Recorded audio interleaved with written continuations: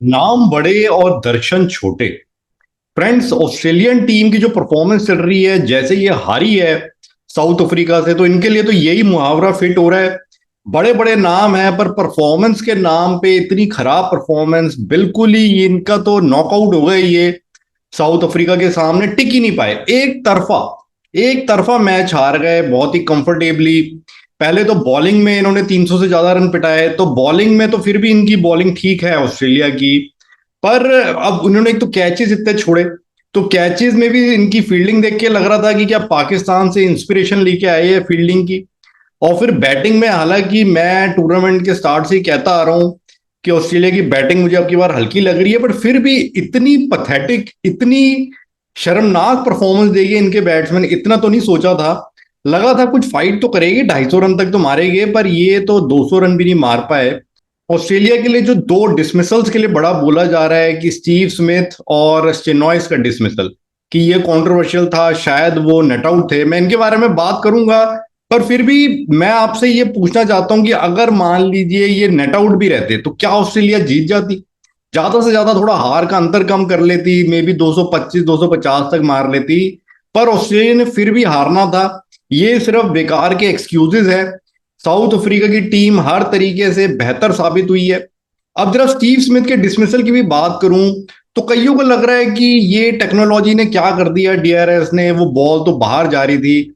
बाहर देखिए लग रहा था कि जा रही थी, बट आप थोड़ा गौर से देखेंगे तो वो बाहर नहीं जा रही थी। ये स्टीव स्मिथ का थोड़ा बैटिंग का स्टाइल ऐसे है कि वो शफल ज्यादा करते हैं क्रीज में। तो मैंने उस डिस्मिसल को थोड़ा गौर से देखा, जब बॉल वो फेंकी गई थी तो पहले उसने पैर अपना बाहर किया लेग स्टंप के बाहर, तो उससे ऐसे एक इंप्रेशन सा आ गया कि शायद बॉल लेग स्टंप के बाहर जा रही है। पर जब लगी थी तो उस वक्त आप देखें कि वो मिडल और लेग स्टंप पे लगी थी, और स्टीव स्मिथ ज्यादा फ्रंट फुट पे नहीं था, पीछे ही था।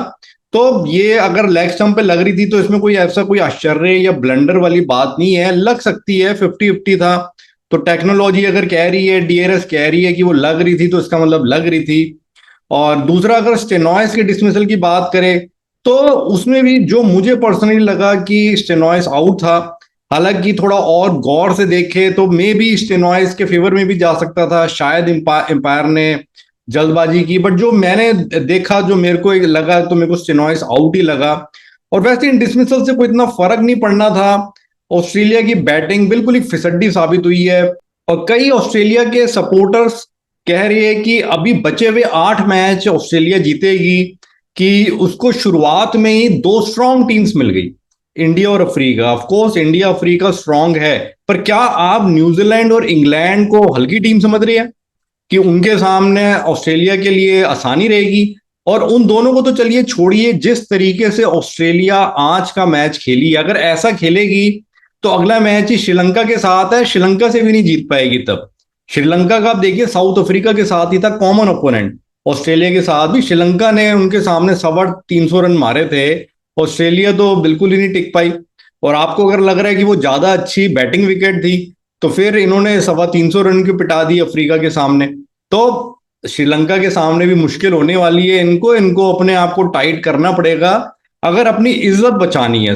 सेमीफाइनल का रास्ता तो दूर लग रहा है, बट अगर अपनी इज्जत भी बचानी है, कि पता चले के बाद एक सबसे हारे ही जा रही है ये, सिर्फ पता चले नीदरलैंड से जीत गए, बांग्लादेश से जीत गए, तो थोड़ा सा रिस्पेक्टफुली भी अगर सेमीफाइनल की रेस से बाहर होना है तो इन्हें अपनी परफॉर्मेंस, खास तौर से बैटिंग में इंप्रूव करनी होगी। और अब हम कल के मैच का देखिए। कल जो मैच है न्यूजीलैंड वर्सेस बांग्लादेश, तो ऑन पेपर ये कोई इतना बड़ा मैच नजर नहीं आ रहा है। बांग्लादेश की टीम ठीक है, अच्छी है, बट न्यूजीलैंड की टीम की जो फॉर्म चल रही है, तो मुझे नहीं लगता बांग्लादेश कोई अपसेट कर पाएगी। और न्यूजीलैंड ये मैच जीतने में सफल रहेगी, कंफर्टेबली जीतेगी। जैसे ये इन्होंने अपने पिछले मैचेस जीते हैं, तो वैसी परफॉर्मेंस ये जारी रखेगी न्यूजीलैंड वाले, और कंफर्टेबली एटलीस्ट 100 रनों से जीतेगी, या 10 ओवर रहते ये मैच जीत जाएगी। That is my match prediction about tomorrow's match, कि न्यूजीलैंड आराम से जीतेगी।